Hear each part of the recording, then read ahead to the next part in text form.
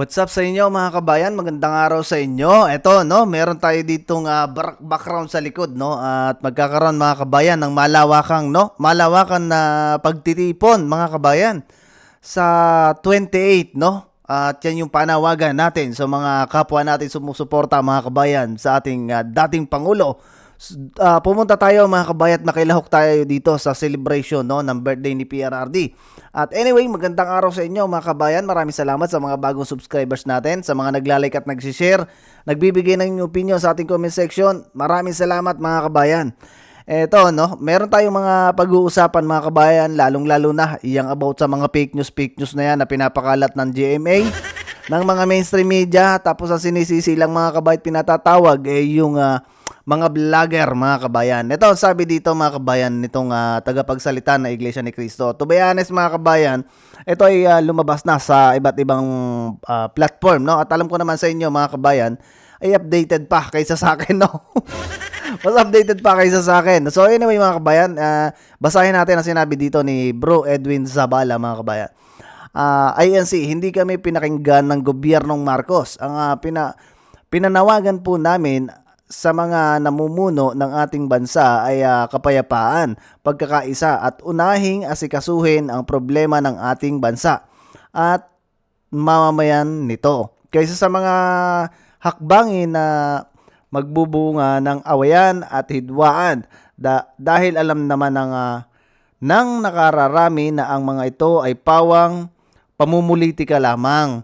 Ang nakakalungkot po, yung panawagan ng Iglesia ni Cristo ay tila hindi pinakinggan ng kinaukulan dahil nangyayari ang mga nangyayari ngayon. Pag-aresto kay dating Pangulong Duterte. Kita ninyo mga kabayan, ito'y napakalaking epekto talaga, no? Lalo na sa mga INC mga kabayan kasi sila noon ay talagang nagtipon, no? Buong Pilipinas 'yon mga kabayan.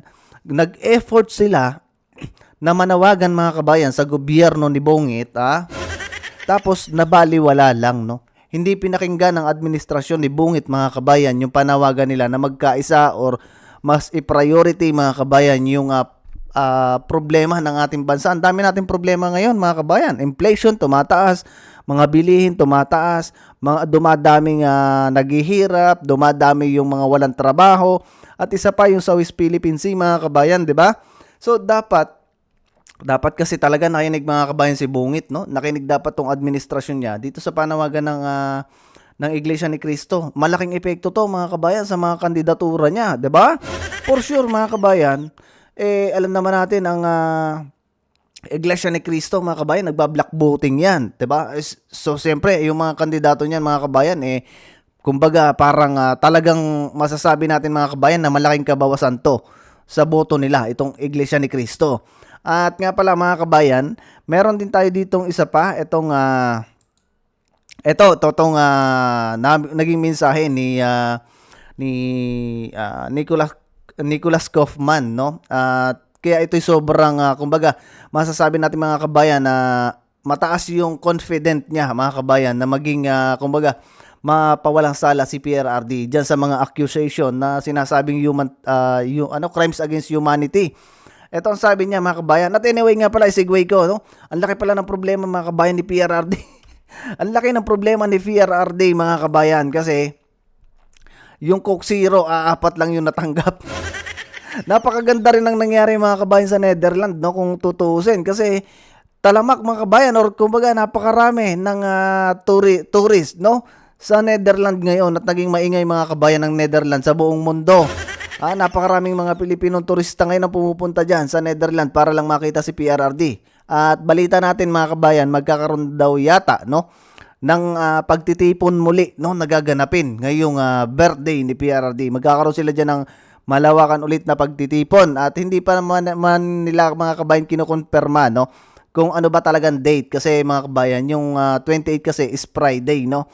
At ang weekend kasi dyan mga kabayan Saturday or Sunday.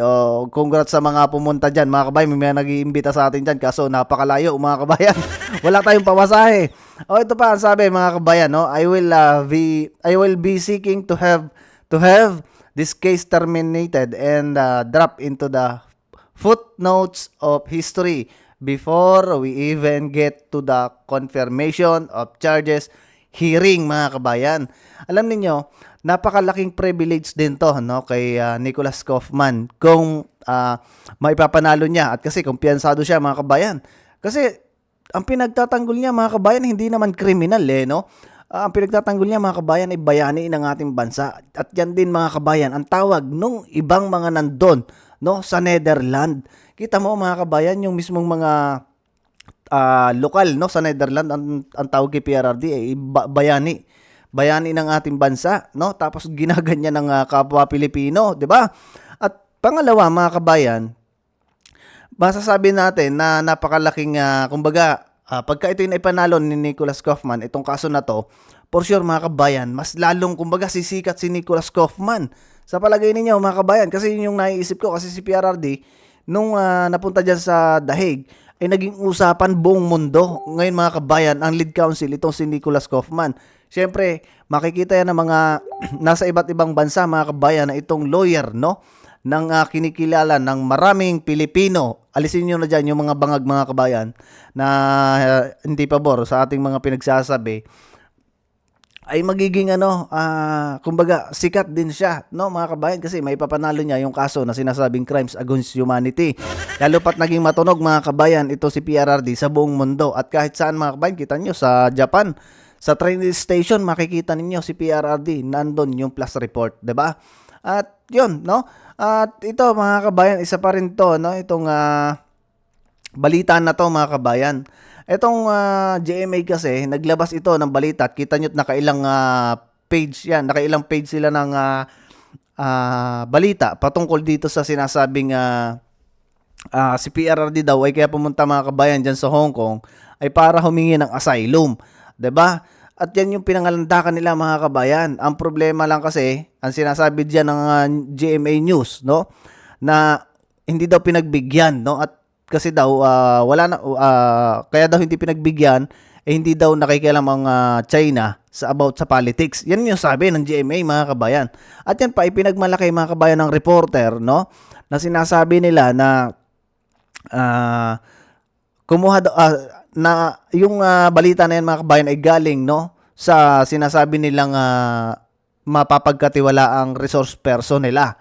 'Di ba? So ito yung isang dahilan, mga kabayan, kung bakit kahapon do sa ating video na in-upload ay bakit hindi ito, no? Bakit ito, mga kabayan, ay hindi nila pinatawag, or bakit hindi nila hiningan to ng mga documents na kung yung bang sinasabi nila na resource person ay may katotohanan ba at legit ba at may mga documents ba, Mr. Paduano? 'Di ba? Hindi lang yung mga vlogger na Duterte vlogger, hindi lang yung mga hindi sumasang-ayon sa inyo yung pinatawag nyo dapat. Pati yung mga mainstream media, kasi the most of vloggers, mga kabayan, nakatulad natin, no, tayo ay kumukuha ng news, no, madalas sa mga mainstream media, at yun lang yung ating binibigyan ng reaction video. At ganun din naman, mga kabayan, yung ilang mga pinatawag dyan sa Congress, no, sa HOR. So dapat pinatawag ninyo itong mga mainstream media, kasi sa kanila mismo galing yung mga binabalita o yung mga hindi mapalabalita, mga kabayan, no? Yung aming mga binibigyang reaksyon, 'di ba? O ito, mga kabayan, pakinggan natin ang pahayag niya ng Chinese, no? At ito ay kinlarify, mga kabayan, ng Chinese yung balita na yan. So pakinggan muna natin, mga kabayan. Ito.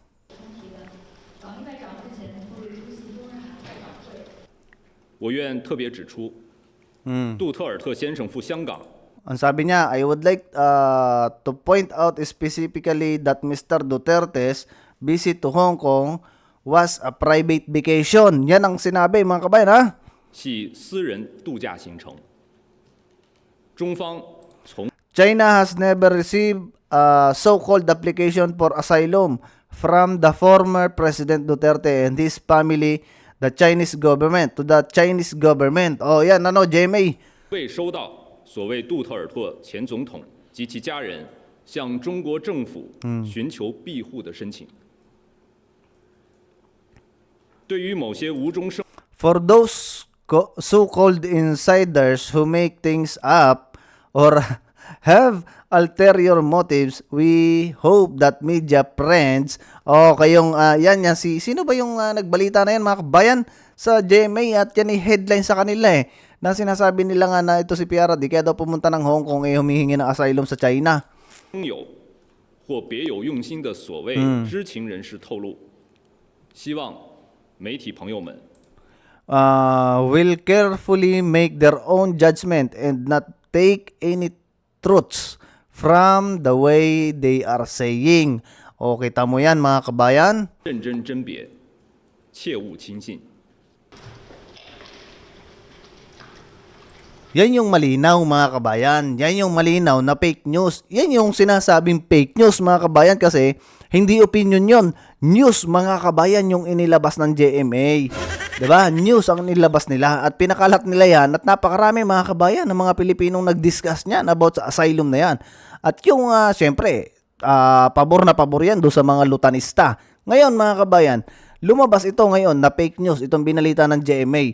Anong gagawin ngayon dito ng HOR? Ng House of Representatives, niyang trio committee na yan mga kabayan. Anong gagawin nyo dyan?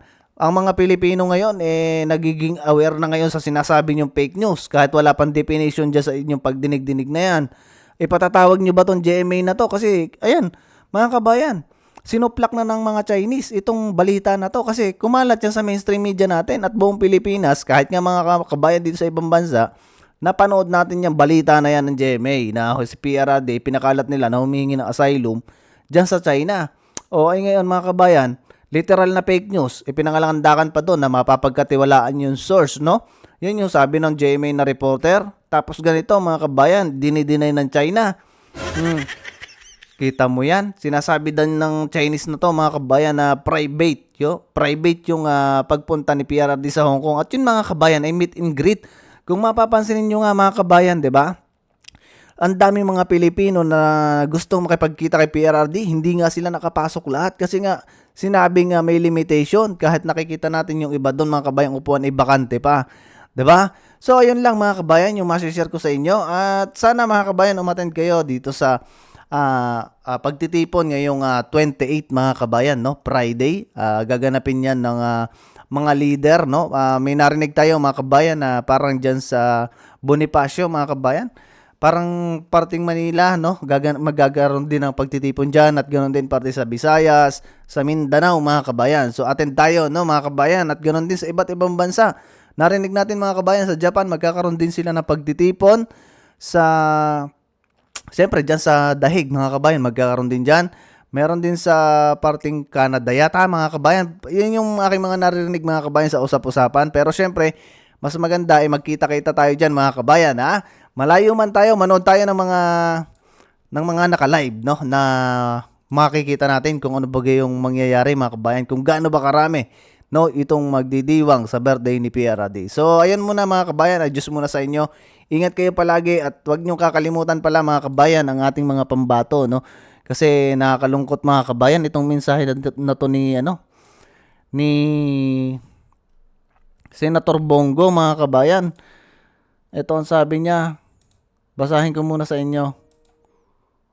Sabi niya dito, talagang napilayan po kami sa pagkawala ni former President Duterte, but life must go on. Kailangan naming magtrabaho. Yan po ang pinagbilin ni Tatay Digong. Serbisyo ka muna, unahin mo muna yung trabaho mo. At lahat naman po ito, siya naman po ang naging inspirasyon ko sa aking pagsiserbisyo. Yan ang sabi ni Senator Bongo. Siyempre mga kabayan, nasa sa atin na rin yan, no? Suportahan natin mga kabayan, itong mga pambato natin kasi nakikita natin mga kabayan yung dedication nila, yung kumbaga mga plataforma nila at lahat itong mga tao mga kabayan, maganda ang background, no? So anyway mga kabayan, see you sa susunod na video. Ingat kayo palagi at huwag niyo kakalimutan mag-like, mag-share. Sa mga hindi pa nakasubscribe, mag-subscribe kayo at magbigay din kayo mga kabayan ng inyong opinion dyan sa ating comment section. Adjust muna mga kabayan, see you sa susunod na video.